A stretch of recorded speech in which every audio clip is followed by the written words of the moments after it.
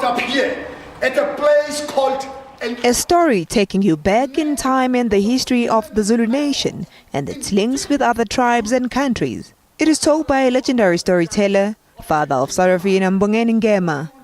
He has been behind stage for decades, and now the spotlight is back solely on him in the currently running The Zulu.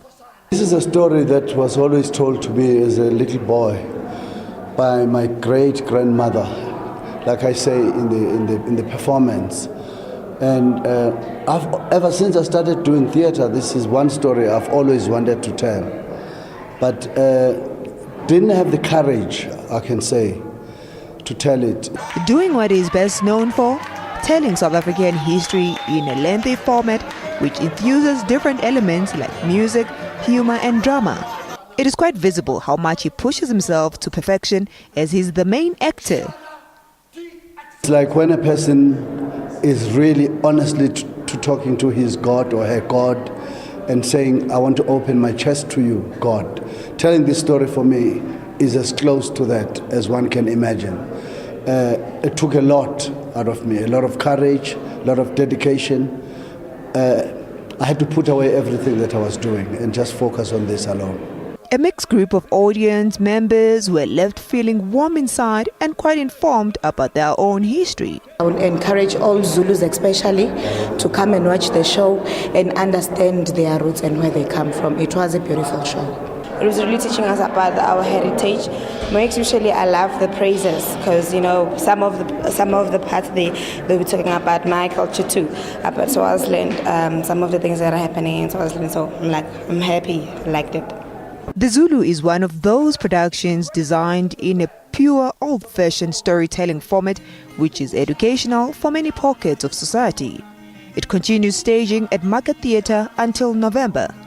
I'm Nokuthula Mdlalose for Morning Live at Newtown in Johannesburg.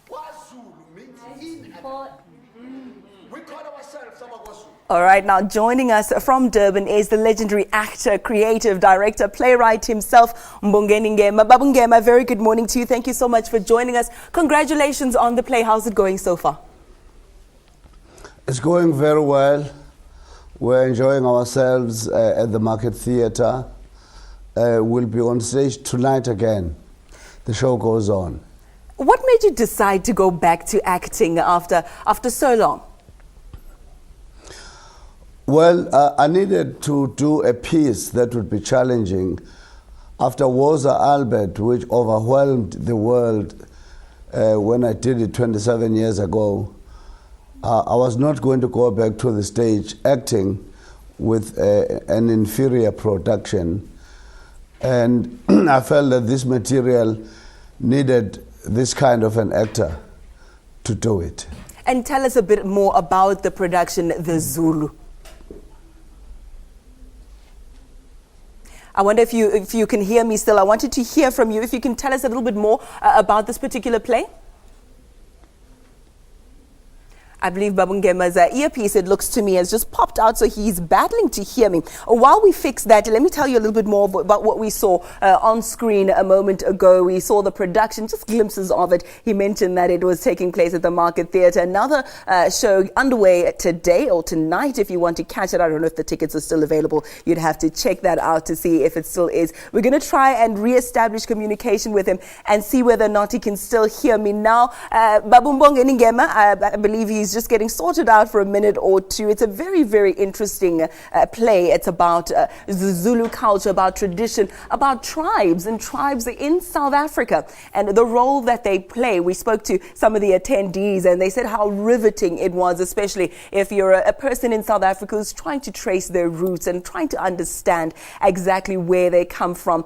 It was very, very interesting. Look right there. That's what I'm talking about. It looks like a monologue, what he's going through now, just describing his roots.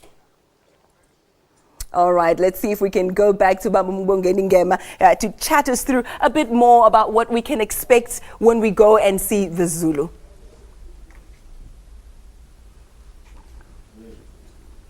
Okay, we're still struggling to establish communication with Babumbongeni Ngema. It is such a pity because this is such an interesting play, and we do indeed want to find out also. Peter was very naughty about the shine, the glow on his body. Was it baby oil? Was it cooking oil? Was it vegetable oil? What was it, and what kind of effect is it supposed to bring? I think it brings in a little bit of drama, suspense. So that's just a naughty sideshow going on there. We'll chat to him about that in a minute. Let's try again in a little while. Let's take a break. We'll be back with him. I understand he can hear, so I think maybe let's pick up on that silly note. Babumbongeni Ngema, there's a little bit of laughter in the studio this morning as we're trying to establish what was it that you put on your body for that glow, that shine to be achieved, whether it's baby oil, massage oil, what was that? And what was it for? Well, it's just we get massaged before we go on stage because it's such a hectic production. So let's talk a little bit about that hectic production. I've been trying to glean from you about a little bit of the history and the culture behind the play. Well, it is the history of the Zulu nation, starting from the founder of the Zulu nation himself, the great King Shaka. You know, the Europeans always say that Shaka was like Napoleon, but we dare and say that Napoleon was like Shaka. Shaka, who formed this great nation. In fact, had they made him live longer, he would have united all of us, especially in Southern Africa. Everybody would have been Zulu if Shaka lived 10 years longer than he did live. That's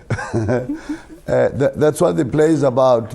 But we then zoom in the third act in the history of the Battle of Isandlwana, which is where my family gets much more involved. My great-grandfather was in that Battle of Isandlwana in the Ngoba Makhosi regiment, the great Mbandama himself. And that regiment was also led by his brother, uSigcwele Kamhlekahlekke. You, sir, have been blessed with success on different spheres. We know your musical career, Stimela Samsa Sazola, Sarafina, now the Zulu. We understand you're venturing into television now and have launched a Zulu TV station. Tell us a bit more about that. It has been a dream that has been lingering for a long time. I must also mention that the great King Goodwill Zwelithini himself, Kapegu Zulu, is part of the channel. We were together in Johannesburg a few days ago.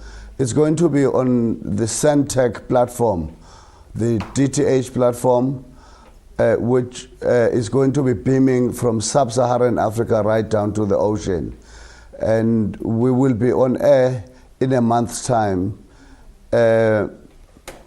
Zulu TV is a channel for everybody in Africa.